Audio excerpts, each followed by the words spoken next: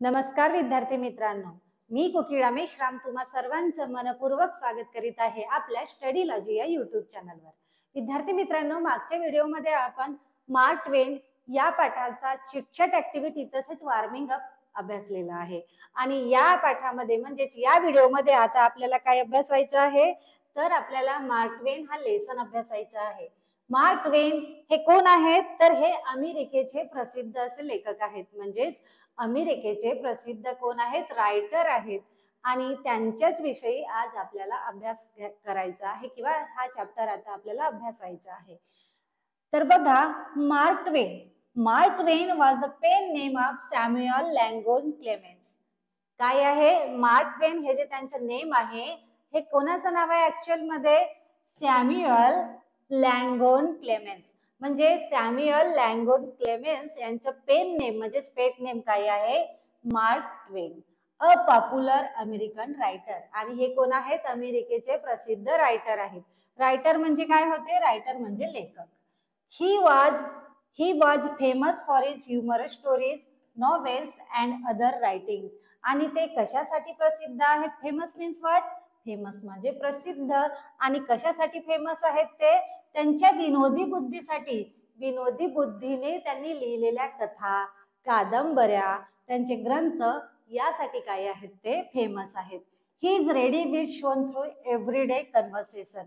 आणि त्यांची जी विनोदी बुद्धी होती, ज्यांचा तो बुद्धिवादी होती, त्यांचा हजरजबाबीपणा होता आणि हीच त्यांची बुद्धी त्यांच्या दररोजच्या जीवनामध्येही आपल्याला दिसून येते।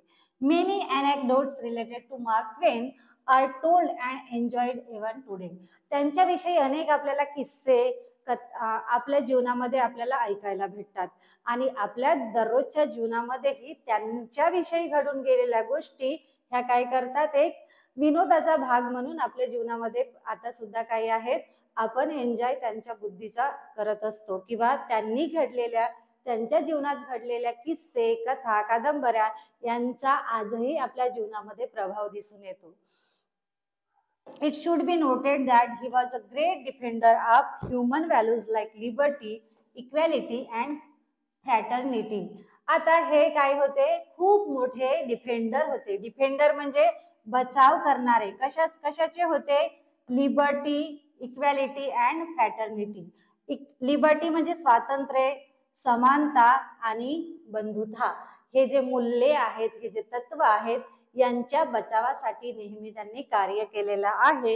ही opposed wars and imperialism and supported the cause of laborers and of the black people in his country। आणि त्यांच्या कंट्रीमध्ये म्हणजे ते अमेरिकेमध्ये राहत होते आणि तिथे कृष्णवर्गीयांचा जो प्रॉब्लेम होता त्यांच्यासाठी त्यांनी अनेक असे कार्य केलेलं आहे आणि त्यांच्या बचावासाठी नेहमीच ते पुढे राहिलेले आहेत। Given below are some anecdotes from his life and some quotations from his speeches and writings। आता त्यांच्या जीवनामध्ये घडून गेलेले काही स्पीच आहेत, काही नॉवेल्स आहेत, काही अनेक्डोट्स आहेत, ते आता आपल्याला काय करायचे, ह्या पाठाद्वारे अभ्यासून घ्यायचे आहेत। तर बघा, one day during a lecture tour, Mark Twain entered a local labor shop for a ship। आता काय झालं, त्यांचे व्याख्यान होतं, त्यांचं स्पीच होतं, तर एके दिवशी त्या स्पीचसाठीच, त्या व्याख्यानासाठीच ते एका गावाला गेलेले होते आणि स्पीचसाठी त्या गावामध्ये ते उतरले होते आणि त्या स्पीचची तयारी करावी, व्याख्यानाची तयारी करावी म्हणून त्यांनी शेविंग करण्यासाठी एका साधाशा नाव्याच्या दुकानामध्ये गेले, म्हणजेच बार्बर शॉप मध्ये गेले होते। This Twain told the barber was his first visit to the town. आणि तेव्हा नाव्याकडे जेव्हा ते गेले होते तेव्हा त्यांनी सांगितलं होतं की ह्या शहरामध्ये त्यांची ही पहिलीच भेट आहे। तेव्हा you have chosen a good time to come, he declared. तेव्हा तो बार्बर काय म्हणाला, तो नावी त्या मार्क ट्वेनला, की तुम्ही इथे येण्यासाठी काय आहे, अगदी योग्य वेळ निवडलेली आहे। आता कशासाठी, ओ ट्वेन रिप्लाइड, हो म्हणजे अच्छा, Mark Twain is going to lecture here tonight. आणि तेव्हा त्यांच्या रिप्लाय नंतर ते बार्बर त्यांना म्हणाले की आज व्याख्यानासाठी मार्क ट्वेन इथे येणार आहेत। You will want to go I suppose. आणि तुम्ही सुद्धा त्यांचे व्याख्यान काय करावं, अटेंड करावं असं मला वाटतं। I guess so. तेव्हा मार्क ट्वेन काय म्हणाले, हो मलाही तसंच वाटते. Have you bought your ticket yet? तेव्हा बार्बर त्या मार्क ट्वेनला काय म्हणाले, तुम्ही त्या व्याख्यानासाठी तिकीट खरेदी केलेले आहात का? तेव्हा मार्क ट्वेन म्हणाले, नो नॉट इट. नाही, आतापर्यंत केलेलं नाही आहे. Well it's sold out so you will have to stand. आता बार्बर म्हणजे तो नावी मार्क ट्वेनला म्हणाला की आता सगळ्या तिकिटा काय विकून झालेल्या आहेत आणि सगळ्या संपल्या देखील आहेत, त्याच्यामुळे तुम्हाला त्यांचं व्याख्यान जर ऐकायचं असेल तर काय करावं लागेल, तुम्हाला उभं राहून त्यांचं व्याख्यान ऐकावं लागेल. तेव्हा ते काय म्हणाले, Mark Twain, just my luck said Twain with a sigh. ओ, हे माझं नशीब आहे, कारण I always have to stand when that fellow lectures. आणि जेव्हा ते फेलो म्हणजेच ते व्यक्ती जेव्हा पण व्याख्यान देत असतात, स्पीच देत असतात, तेव्हा माझं नशीबच असं आहे की मला नेहमी उभंच राहावं लागते. याच्यामधून त्यांच्या बुद्धीचा आपल्याला जबाबीपणाचा काय प्रत्यय दिसून येतो असं म्हणावं लागेल. नंतर बघा दुसरा अनेक्डोट्स आपण त्यांच्या जीवनामधला बघून घेऊया. Mrs Stowe was living for Florida one morning and Clemens the young Mark Twain ran over early to say goodbye. आता काय झालं, एकदा त्यांच्या जीवनामध्ये मिसेस स्टो नावाचे एक प्रसिद्ध लेखिका आहेत, म्हणजे फेमस रायटर आहेत, आणि त्या मार्क ट्वेनच्या अगदी शेजारी राहायच्या. आता जेव्हा एकदा त्या मिसेस स्टो होत्या, त्या फ्लोरिडावरून निघायला म्हणजेच प्रवासाला निघालेल्या होत्या, तेव्हा मार्क ट्वेन म्हणजे सॅम्युअल लँगोर क्लेमेन्स हे काय अगदी लहान होते, त्यावेळेसची ही गोष्ट आहे. आता त्या तर फ्लोरिडाला जाण्यासाठी निघाल्या होत्या, तेव्हा काय ते मार्क ट्वेन त्यांना धावत धावत निरोप देण्यासाठी आलेले होते. On his return Mrs Clemens regarded him disapprovingly. Disapprovingly means what? नापसंती, म्हणजे त्यांना आवडलं नाही त्यांचं वागणं असो, त्यांचं बिहेवियर असो, तर त्याला म्हटलं जातं डिसप्रूव्हिंगली. आता जेव्हा त्यांनी त्यांचा निरोप घेतला, म्हणजे त्यांना बाय बाय केलं आणि ते जायसाठी निघले, तेव्हा मिसेस स्टो त्यांना काय म्हणाल्या की पाय she said if haven't on any collar and tie. तुझ्याकडे नीट ड्रेस नाही आहे का?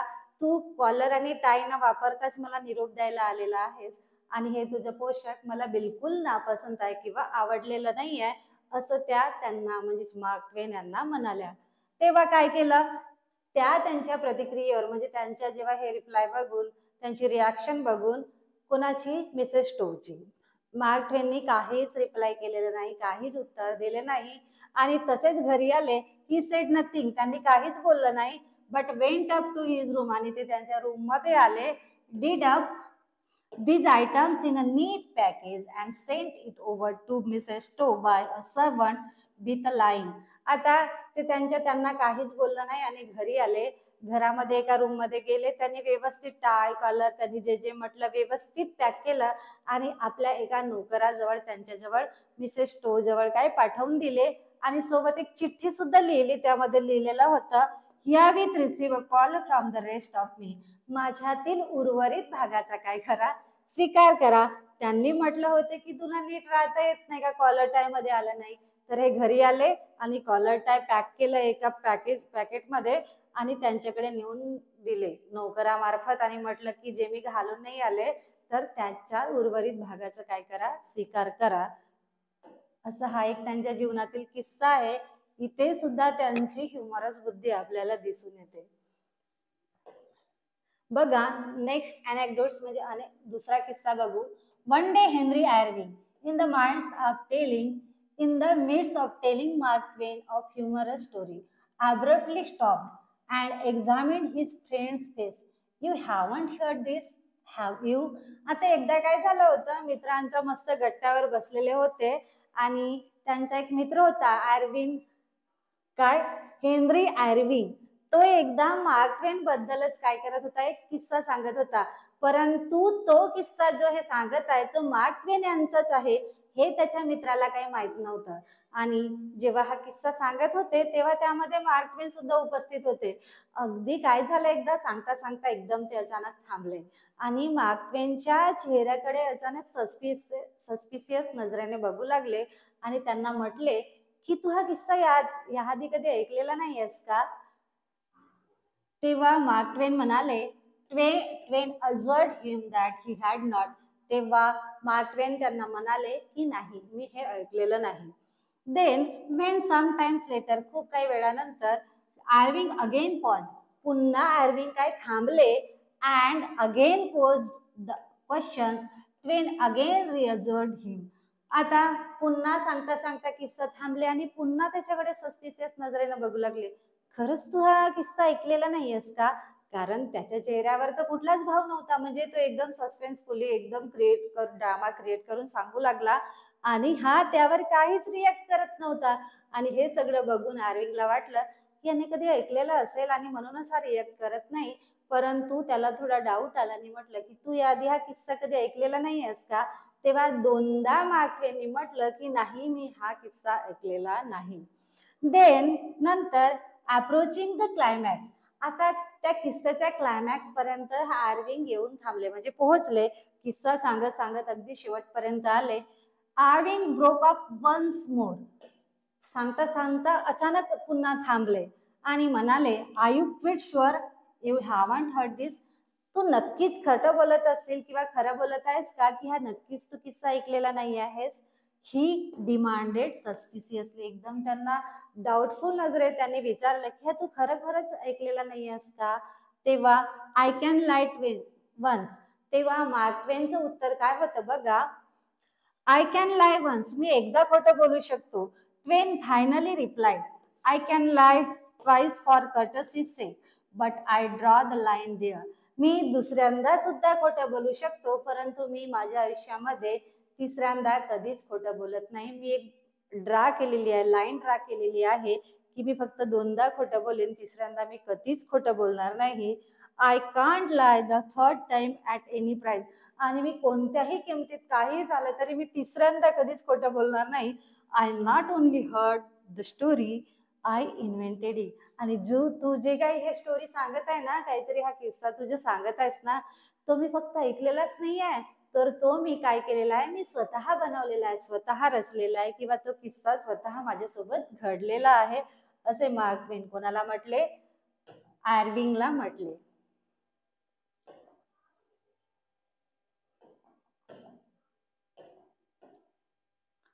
नंतर बघा, मार्क ट्वेन त्यांच्या आयुष्यामध्ये त्यांनी एक अप्रिवल मांडलेला होता की बघा, आपण इंग्लिशमध्ये काहीतरी त्यांच्या इंग्लिशच्या ज्या स्पेलिंग आहेत त्यामध्ये इम्प्रूव्हमेंट करावा.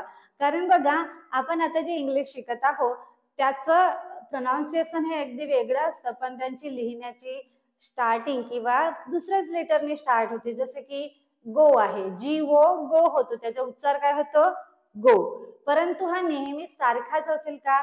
टीओ तर टू होतो, जीव गो होतो, म्हणून प्रोनाउन्सिएशन प्रत्येक वेळेस सारखा नसतो. तर जरी स्पेलिंग सारखी असली तरी प्रोनाउन्सिएशन चांगला सारखा नसतो. एक वेळेस तर म्हणजे, आणि कधी कधी काय होतं की स्पेलिंग वेगळीच असते आणि त्याचा प्रोनाउन्सिएशन सुद्धा वेगळाच असतो. जसे की सायकॉलॉजी, सायकॉलॉजीची प्रोनाउन्सिएशन एस पासून स्टार्ट होतो, परंतु स्पेलिंग कशाने स्टार्ट होतो? पी पासून स्टार्ट होते. आणि हाच कन्फ्युजन दूर करण्यासाठी, हाच जो काही गोंधळ आहे तो रिमूव्ह करण्यासाठी एकदा मार्क ट्वेननी एक प्रपोजल मांडला होता, एक प्रस्ताव मांडला होता की इंग्लिशमध्ये काय कराव्या, स्पेलिंग जे आहेत त्यामध्ये इम्प्रूव्हमेंट आणावी. आणि म्हणून त्यांनी कोणता प्रपोजल मांडला तो आता आपल्याला बघून घ्यायचा आहे. बघा, Mark Twain once proposed a plan for the improvement of English spelling. English spelling मध्ये सुधारणा व्हाव्या म्हणून त्यांनी एक प्रपोजल मांडलेला होता. कोणता? बघा, for example, in year first, पहिल्या वर्षी काय करायचं त्यांनी ठरवलं बघा, दॅट युजलेस लेटर सी. आता जो अल्फाबेट मध्ये आपला आहे सी, हा जो अल्फाबेट आहे तो काय करायचा? Would be drop to be replaced either by K or S. म्हणजे आपल्या बाराखडीमध्ये जो काही सी हा लेटर आहे त्याला वगळून टाकायचं आणि त्याऐवजी काय वापरायचं? के, किंवा instead of C K or S, काय वापरायचं त्याऐवजी? के or S. And likewise x would know longer be a part of the alphabet. आणि अल्फाबेट मध्ये एक्स हा जो अल्फाबेट आहे किंवा लेटर आहे हा काय करायचा? पूर्णपणे वगळून टाकायचा. The only case in which C, आता बघा सी वेगळून टाकलेला आहे तर केसची स्पेलिंग जनरली CASE होते, परंतु मार्क ट्वेनच्या म्हणण्यानुसार आपण केस कसे लिहिणार? मग KASE, case in which C would be retained would be the CH formation which will be dealt with later. आणि सीचा जो वापर आहे तो फक्त कॉम्बिनेशन वर्ड मध्येच राहणार, म्हणजे जेव्हा दोन लेटरचा संयोग होतो, कॉम्बिनेशन होतो, कंबाईन जेव्हा ते वर्ड येतात तेव्हाच फक्त सीएचचा वापर करायचा. जस्ट लाईक सीएच फॉर्मेशन मध्ये सीएचचा वापर करायचा, अदरवाईज सीचा कुठेच वापर करायचा नाही. आणि सीच्या ऐवजी काय वापरायचं, के और एस. आणि एक्स हा जो अल्फाबेट आहे हा पूर्ण बाराखडी मधून काय करायचा, वगळून टाकायचा, असं त्यांनी प्रपोजल मांडला होता. नंतर सेकंड इयर मध्ये कोणता त्यांनी प्रपोजल मांडला, कोणती इम्प्रूव्हमेंट करायची ठरवली बघा. Might reform W spelling so that which and one. कोणती, विच अँड वन, म्हणजे विच, डब्ल्यू आणि वन. अल्फाबेट सेम आहेत का, नाही, सारखे नाही, तरी पण त्यांचा उच्चार मात्र सारखा आहे. आणि हाच गोंधळ दूर करण्यासाठी would take the same consonant. बघा, केच्या ऐवजी सीच्या ऐवजी के वापरलेला आहे. Same consonant while year 3 might well abolish by replacing it with I. म्हणजे काय करायचं, फर्स्ट इयर मध्ये पहिल्या वर्षी सी ला वगळायचं, सीच्या ऐवजी के किंवा एस वापरायचं, एक्स पूर्णपणे वगळून टाकायचं. सेकंड इयर मध्ये काय करायचं, सेकंड इयर मध्ये जो डब्ल्यू आणि ओ पासून जे स्पेलिंग तयार होतात, विच आणि वनचा आणि सारख्या उच्चाराचा गोंधळ होतो, याच्यामधून काय करायचं, फक्त एकच उच्चाराचा वर्ड ठेवायचा, दोन उच्चाराला वेगवेगळे वर्ड किंवा अल्फाबेट ठेवायचं नाही, असं त्यांनी ठरवलं. आणि तिसऱ्या वर्षी काय करायचं, might will abolish Y replacing it with I. आणि जी स्पेलिंग वायनी सुरुवात होते किंवा वाय जिथं ज्या स्पेलिंग मध्ये वाय येतो, वायला रिप्लेस करायचं ना, वायच्या जागी काय वापरायचं, आय वापरायचं. अँड इयर 4, इयरची स्पेलिंग बघा, आता त्यांनी वायच्या ऐवजी आय वापरायचं ठरवलं, म्हणून इयरची जनरली स्पेलिंग असते YER, परंतु मार्क ट्वेनच्या म्हणण्यानुसार काय येईल मग, IEAR, इयर 4 माइट फिक्स. आता बघा बरं, एक्स त्यांनी काढूनच टाकायला सांगितलं, एक्सच्या ऐवजी आपण इथे काय लिहू मग, KS, fix the G or J anomaly once and for all. आणि जे आणि जी पासूनचा जो गोंधळ होतो, म्हणजे बघा, जे पासून जी स्पेलिंग तयार होते त्याचा पण उच्चार सारखाच होतो, आणि जी पासून ज्या स्पेलिंग मध्ये त्याचा पण उच्चार सारखाच होतो. आणि हा जो जे आणि जीचा, जी आणि जेचा जो गोंधळ होतो तो काढून टाकण्यासाठी त्यांनी काय केलं की ह्या जीला काढून टाकायचं ठरवलं. आणि म्हणून जनरली, आता जनरलीची स्पेलिंग आपल्याला लिहायची आहे, जी काढून टाकायला सांगितलं त्यांनी, तर जनरलीची स्पेलिंग जनरली जीई आहे, स्टार्ट फ्रॉम जी. परंतु मार्कच्या म्हणण्यानुसार आपण कशाने स्टार्ट करायची, मग ती कशाने स्टार्ट केलेली आहे, जे. Generally then the improvement would continue year by year with year 5 doing away with the useless double consonants and years 6 to 12 are so modifying vowels and the remaining voiced and unvoiced consonants. म्हणजे काय करायचं, 5व्या वर्षापर्यंत छोट्या छोट्या सुधारणा करत जायच्या, आणि 6 ते 12 वर्षापर्यंत काय होईल की जे उपयोगात नसणारे कॉन्सोनंट्स आहेत, डबल कॉन्सोनंट्स आहेत किंवा वॉवेल्स आहेत, त्यांना पूर्ण अल्फाबेट मधून काढून टाकण्यात यावे. आणि काढल्यामुळे काय होईल, आपल्याला जसे उच्चार असतील तसं स्पेलिंग लिहून हळूहळू काय होतील, सुधारणा होत असतील, असं त्यांनी म्हटलंय. By year 15 or so it would finally possible to make us O with the gradient letters C, Y and X. By now just memory in the means O would doderus. म्हणजे काय आहे ते समजत नाही आहे, पण मग त्यांनी काय म्हटलं आहे, 15व्या वर्षापर्यंत आता मग आपण सी पासून एक्स वगळला, CH फॉर्मेशन मधलं ते डबल मिनिंग वाले कॉम्बिनेशन वाले वर्ड वगळले, एक्स वगळला, तर हे काय होतील, तर डबल मिनिंग वाले जे अक्षर आहेत जसे की CH, SH आणि TH यांच्याऐवजी आपण जे सुरुवातीला जे अक्षर वगळलेले आहेत, जे अल्फाबेट वगळलेले आहेत, तर यांच्याऐवजी ते घ्यायचं. जस्ट लाईक CH च्या ऐवजी C घ्यायचा, Y च्या ऐवजी SH घ्यायचा आणि X च्या ऐवजी TH घ्यायचा, असं त्यांनी ठरवलेलं होतं. रिस्पेक्टिव्हली म्हणजे क्रमानुसार ते त्यांनी घ्यायचं असं ठरवलं. फायनली देन मग आता बघा एक्स ठरवला TH च्या ऐवजी एक्स घ्यायचा म्हणजे ही देनची स्पेलिंग आहे. After same 20 years over reform we would have a logical coherent spelling in us there were finally speaking word. आणि जो आपला स्पीकिंग वर्ड आहे म्हणजे आपण जसं बोलतो जसं लिहितो त्यानुसारच आपल्या स्पेलिंग रिफॉर्म होतील किंवा आपण तशाच प्रकारे स्पेलिंग लिहू असं त्यांचं म्हटलेलं आहे. म्हणजे आफ्टर 20 years काय होईल, आपण जसं बोलू जसं स्पेलिंग बोलू तसंच उच्चारता येईल, जसं उच्चार असेल तसं स्पेलिंग लिहायची असं त्यांनी ठरवलं. आणि हे कशासाठी एवढा गोंधळ घातला किंवा प्रपोजल हा मांडला, तर इंग्लिशमध्ये जो गोंधळ होतो जसं इंग्लिश इम्प्रूव्हमेंट करण्यासाठी प्रोनाउन्सिएशन वेगळाच असतो आणि स्पेलिंग वेगळीच असतो आणि त्यामुळे विद्यार्थ्यांचा काय होतं इथे गोंधळ होतो. आणि हा गोंधळ दूर करण्यासाठी अशा प्रकारचा त्यांनी प्रपोजल एकदा आपल्या जीवनामध्ये इंग्लिश इम्प्रूव्हमेंटचा मांडलेला होता असं आपल्याला इथे दिसून येते. नंतर बघा one day during his tenure as the editor of small Missouri newspaper, Mark Twain received a letter from a reader who had found a spider in his paper. एकदा काय झालं, ते मिझोरमच्या वृत्तपत्रामध्ये न्यूजपेपरमध्ये संपादक म्हणून कार्य करत होते. संपादक म्हणजेच एडिटर म्हणून कार्य जेव्हा करत होते तेव्हा त्यांना एक वाचकाकडून म्हणजे जे रीडर होते त्यांना त्यांच्याकडून एक पत्र त्यांना आला, मेल आला. आणि त्या मेलमध्ये काय लिहिलेलं होतं बघा, he wondered whether this portend good or bad luck. काय झालेला होता, त्यांच्या पेपरमध्ये रीडर कडे त्या वृत्तपत्रामध्ये त्यांना एक स्पायडर सापडला. स्पायडर मीन्स व्हॉट, कोळी.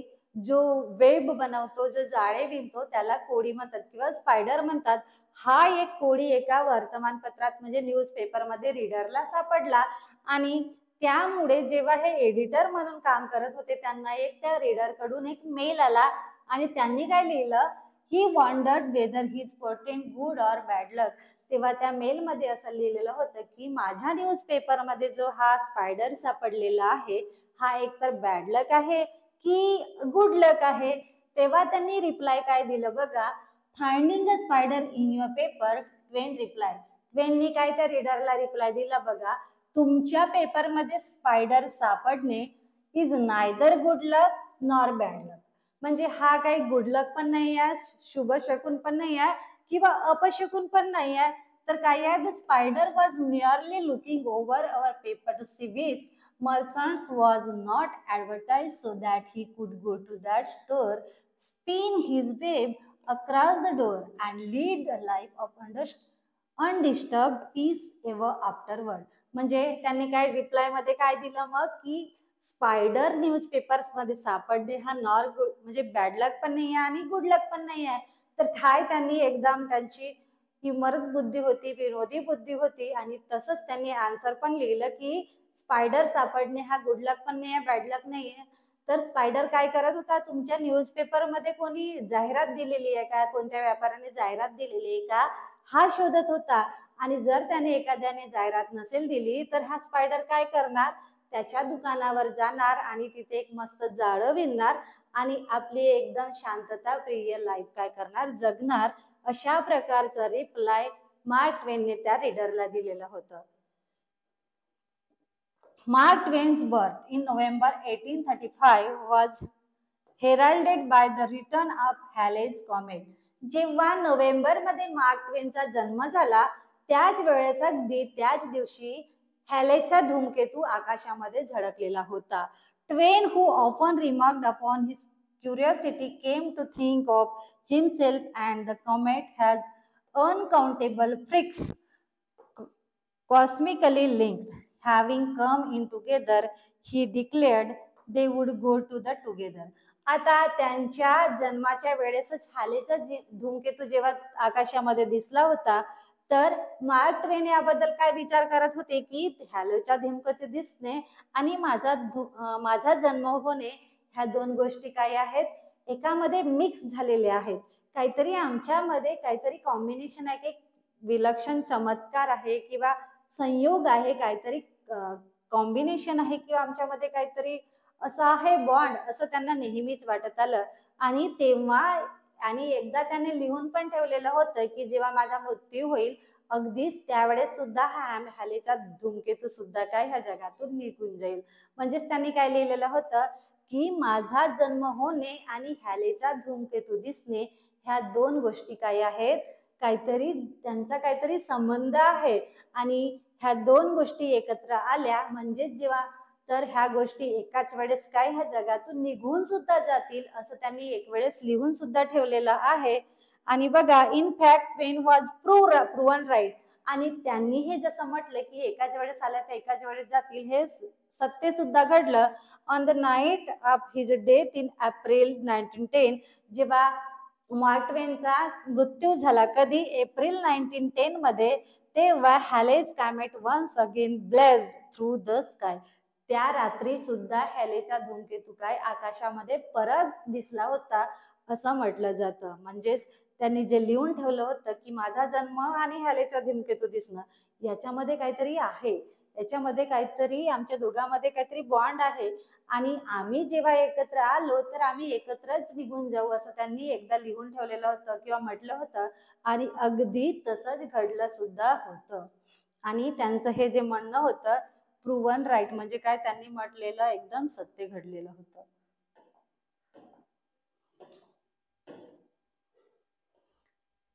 त्याच्यानंतर आपल्याला बघायचे आहेत सम कोटेशन्स.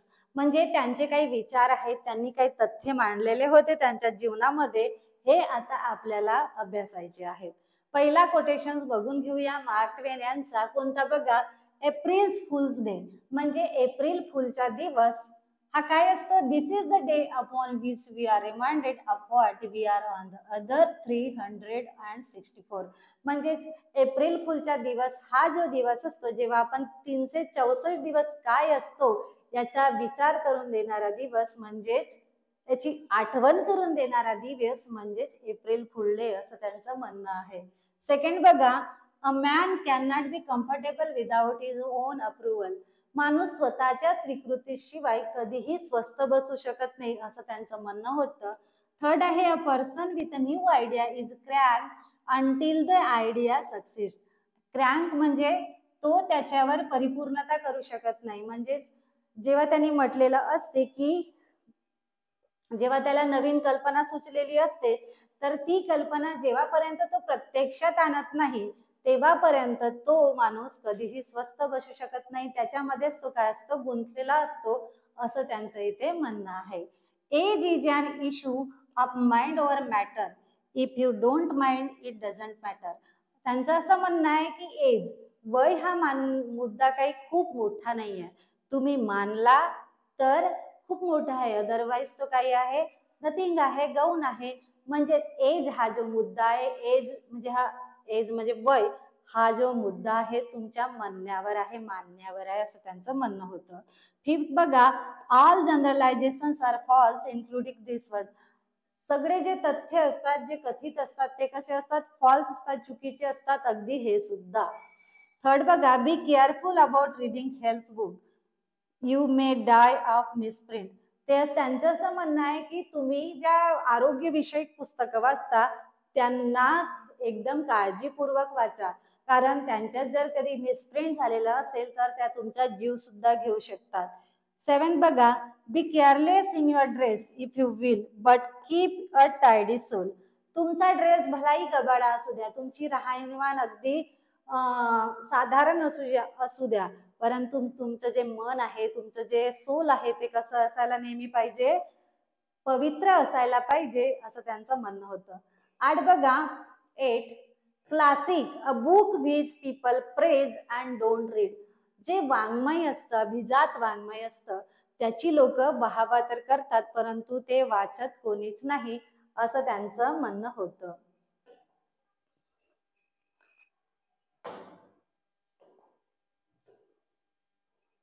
नंतरचं बघा, humour is Mankind greatest blessing.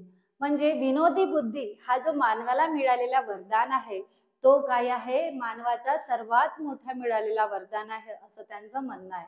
नंतरचं 10वं बघा, 10 कोटेशन बघा, I am an old man and have known a great many troubles, but most of them never happened. मी एक म्हातारा माणूस आहे. माझ्यासोबत अनेक अडचणी मी माझ्या आयुष्यात पाहिलेल्या आहेत, परंतु त्याच्यातल्या कित्येक माझ्या सोबत काय आहे, माझ्या आयुष्यात घडलेल्याच नाही आहेत, असं त्यांचं म्हणणं आहे. नेक्स्ट कोटेशन बघा. I must have a prodigious quantity of mind. It takes me as much as a week sometimes to take it up. म्हणजे काय, मानवाची जी बुद्धिमत्ता आहे, बुद्धीची जी शक्ती आहे ती अफाट आहे. प्रोडिजियस म्हणजे काय, प्रोडिजियस म्हणजे अफाट शक्ती, विलक्षण शक्ती आहे. कारण एखाद्या निर्णयापर्यंत पोहोचायला अगदी मला एक आठवड्यापेक्षा जास्त दिवस लागतात. नंतर 12 बघा. If you tell the truth you don't have to remember anything. जर तुम्ही खरे बोललात तर तुम्हाला काहीही लक्षात ठेवायची गरज नाही. एकदा उदाहरण म्हणून बघा.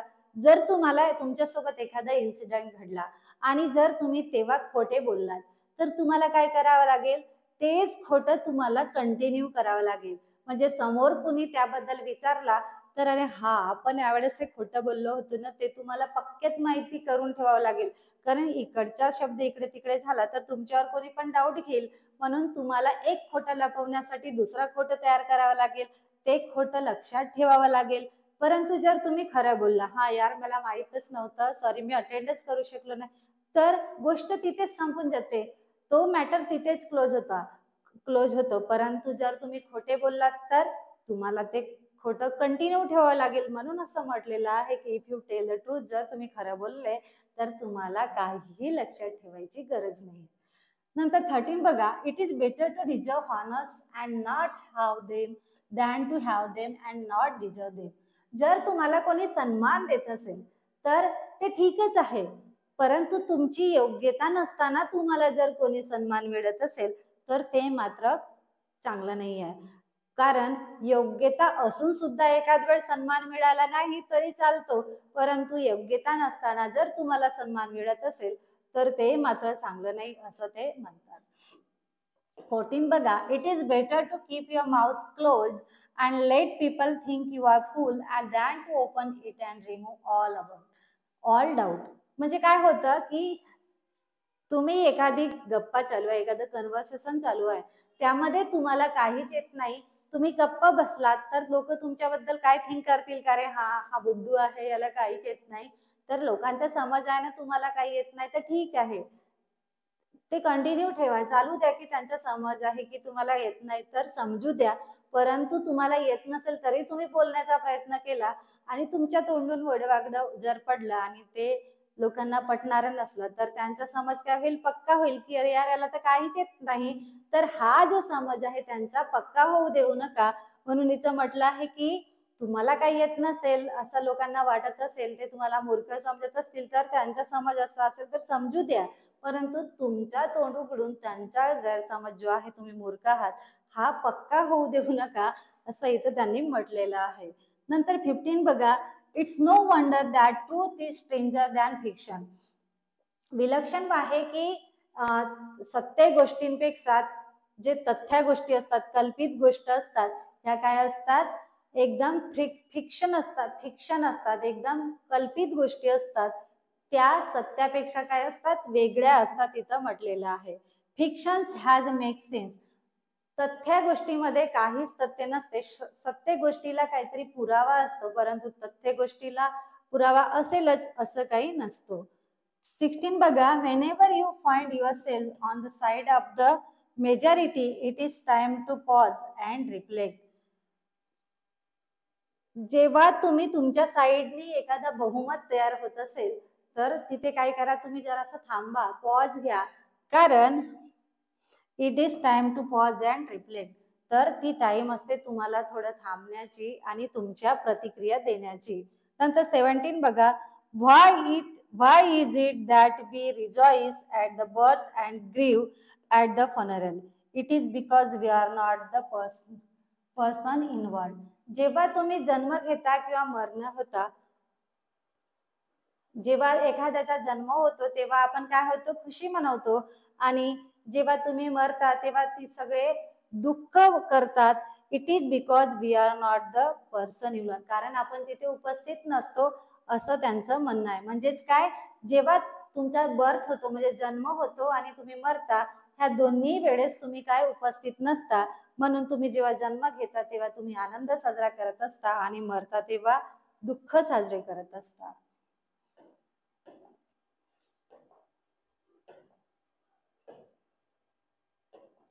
नंतर बघा 17, thousands of genius live and die undiscovered either by themselves or by others. या जगामध्ये अनेक हुशार माणसं जन्म घेतात आणि मरण पावतात, परंतु त्यांची दखल कोणीच घेत नाही, अगदी ते सुद्धा, असं इथं म्हटलेलं आहे. 18 बघा, thunder is good, thunder is impressive, but it is lightning that does the work. असं म्हणतात की मेघगर्जना खूप छान असतात, मेघगर्जना खूप प्रभावी असतात, परंतु खरं काम कोण करतात, विजाज करतात, असं त्यांचं म्हटलं आहे. म्हणजेच काय, गरजेल तो पडेल काय. 19 बघा, when I was younger I could remember anything whether it happened or not. जेव्हा मी लहान होतो तेव्हा मला खूप काही माहिती होतं, अगदी घडलेल्या आणि न घडलेल्या गोष्टी सुद्धा मला माहित होत्या, असं इथं म्हटलेलं आहे. नंतर 20 बघा, when your friends begin to flatter you on how young you look, it's sure sign you are getting old. जेव्हा तुमचे मित्रमंडळी तू खूप तरुण दिसतोस, तू खूप अजूनही एकदम यंग दिसतोस, असं तुमची काय करतात, मजा उडवतात, तेव्हा तुम्ही समजून जायला पाहिजे की तुम्ही आता म्हातारे होत चाललात. असं ह्या काही कोटेशन्स आहेत जे मार्क ट्वेननी आपल्या जीवनामध्ये मांडलेले आहेत, जे आता आपण बघितलेले आहेत. विद्यार्थी मित्रांनो, इथेच आपला लेसन पूर्णपणे संपलेला आहे. पुढच्या भागामध्ये म्हणजे नेक्स्ट व्हिडिओमध्ये आपण ह्या पाठावरचे मार्जिनल क्वेश्चन्स तसेच वर्कशॉप देखील अभ्यासून घेणार आहोत. जर तुम्हाला आमचा व्हिडिओ आवडला असेल तर आमच्या व्हिडिओला लाईक करा आणि असेच नवीन नवीन उपयोगी व्हिडिओज पाहण्यासाठी आमच्या चॅनलला काय करा, सबस्क्राईब करा. तसेच ही माहिती तुमच्या मित्रांना देखील शेअर करा आणि त्यांना देखील आमच्या व्हिडिओज बद्दल कसं वाटतं, काय वाटतं याचं कॉमेंट देखील आमच्या व्हिडिओ खाली देत चला. पुन्हा भेटूया नेक्स्ट व्हिडिओमध्ये, तोपर्यंत धन्यवाद.